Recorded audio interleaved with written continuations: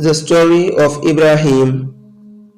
One night, the Prophet Ibrahim, peace be upon him, had a vision in which he was commanded by Allah to slaughter his only son Ismail.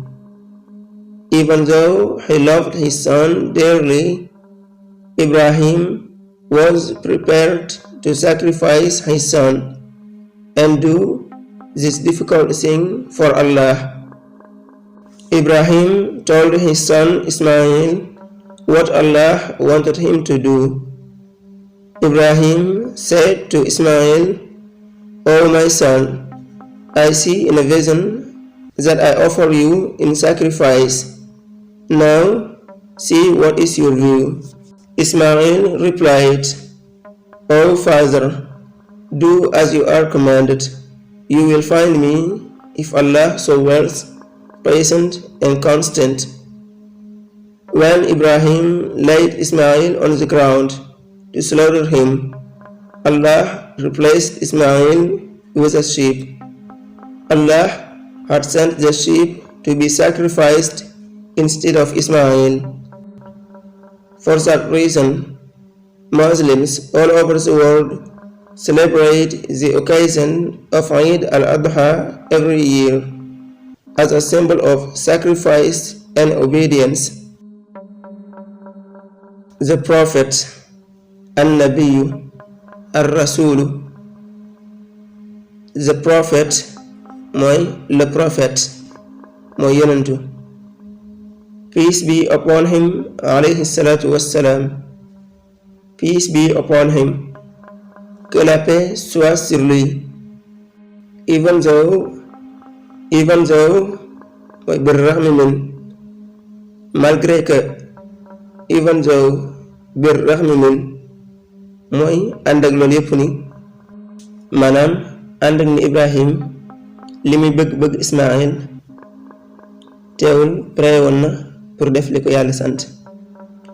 Sacrifice mooy tadhiya, sacrifier.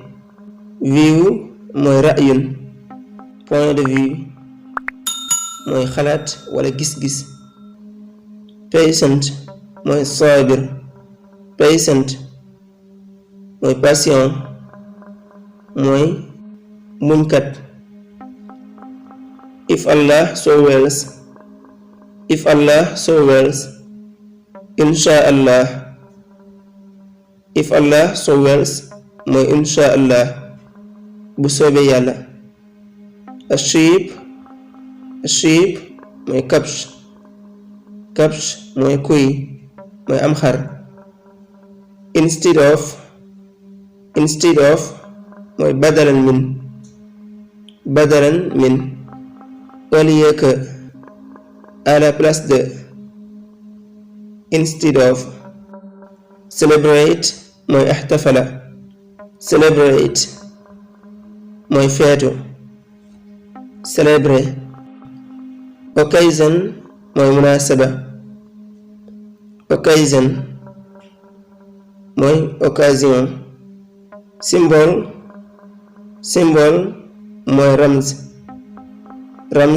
mooy symbole mooy màndarga. Obedience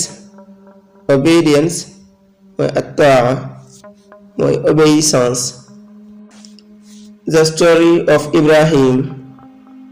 Qissatu Sayyidina Ibrahim mooy l'histoire de Ibrahim. One night fi laylatin min al-layali. One night mooy daf masam benn guddi, une nuit. The Prophet Ibrahim, An-Nabiyyu Ibrahim mooy yonent Yàlla Ibrahim, peace be upon him mooy alayhi salam, had a vision mooy ra'a fi manamihi mooy dafa géntoon gis. Ra'a fi manamihi mooy dafa gisoon ci ay nelawam. In which ci biir nelaw yoo xam ni. In which mooy dans laquelle wala dans lequel. In which he was commanded by Allah. Amarahu Allah. He was commanded by Allah. mooy amarahullahu mooy yàlla daf ko digaloon to slaughter his only son Ismail bi an yasbaha ibnahu alwahid Ismail ci mu rendi benn doomam boobu di Ismail. His only son mooy ibnahu alwahid son fils unique mooy doomam boobu nga xam ni benn la ci moom. Even though he loved his son dearly بالرغم من أنه كان يحب ابنه كثيرا. Even though mooy بالرغم من ma ànd ak loolu yëpp ni ànd ak ni Ibrahim dafa bëggoon lool Ismail mooy kaana yuhibbu ibnahu kasiran daf ko bëggoon lool dearly mooy kasiran. Ibrahim was prepared to sacrifice his son. Ibrahim kaana musta'iddan bi an yudahiya bibnihi. Ibrahim préwoon na pour sacrifier doomam boobu. Was prepared mooy préwoon na mooy kaana musta'iddan to sacrifice bi an yudahiya préwoon na pour sacrifier his son mooy doomam boobu.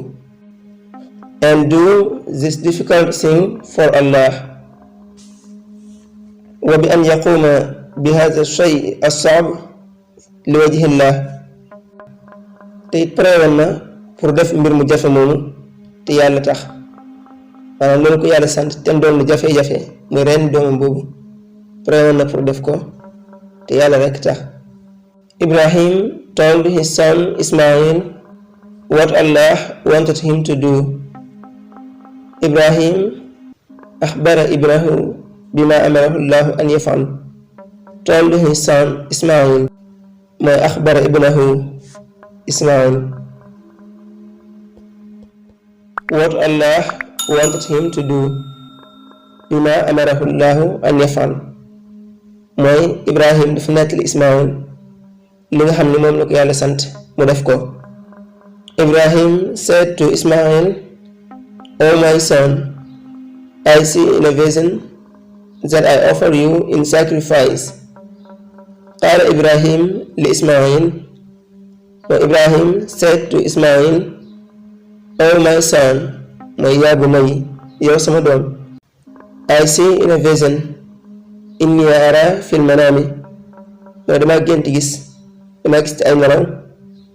I see in a vision that I offer you in sacrifice anniya asbahuka dama gént gis di la rendi.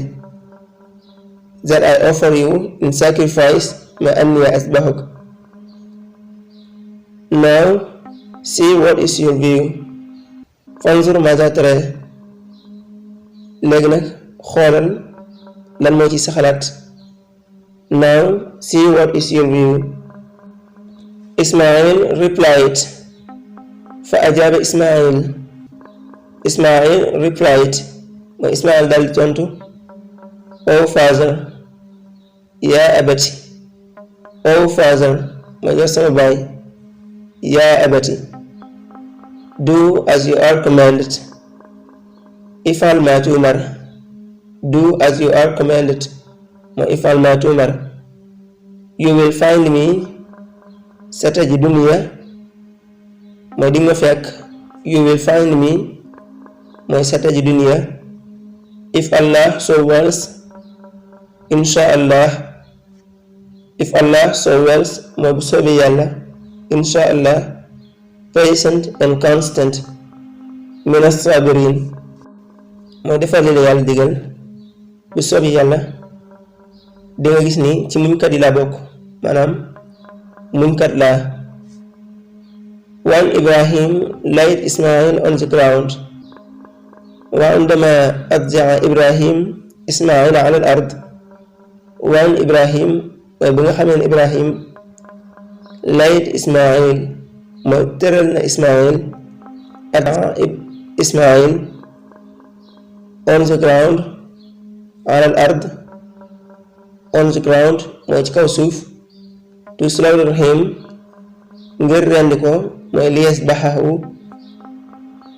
Allah replaced Ismail with a sheep. Iftadahu Allahu bi kabsh. Allah replaced Ismail mooy yàlla dafa wecce Ismail with a sheep, am xar, daf ko remplacer am xar, dafa jël am xar remplacer ko Ismail. Allah had sent the sheep. Allah arsala al-kabsh mooy yàlla dafa yónnee xar mi to be sacrificed, li yudaha bihi, to be sacrificed mooy ngir ñu sacrifier ko, instead of Ismail, badalan min Ismail mooy à la place de Ismail. au lieu que ñu sacrifier Ismail, yàlla dafa mujj yónnee xar mi ñu sacrifier ko. For that reason mooy li haza sabab, for that reason mooy ngir sabab bi, Muslims all over the world, al muslimuna abra al alam wala al muslimuna fi kulli anha al alam, julli ñi li war àdduna bi, celebrate the occasion of Eid al-Adha every year. yaxtafiluna bi munasabati Eid al-Adha kulla sana. Celebrate mooy dañuy feetu the occasion of Eid al-Adha, occasion Eid al-Adha mooy jour tabaski, every year at mu jot mooy kulla sana, every year, as a symbol of sacrifice and obedience, karamzin li tadhiyati wa taa, muy màndarga boo xam ne wane sacrifice bi Ibrahim doon def te yàlla santoon ko, ak topp ndigal gim toppoon ndigal, karamzin li tadhiyati wa taa, maanaam day wane sunna si nga xam ne moom la jullit ñi royee ci Ibrahim.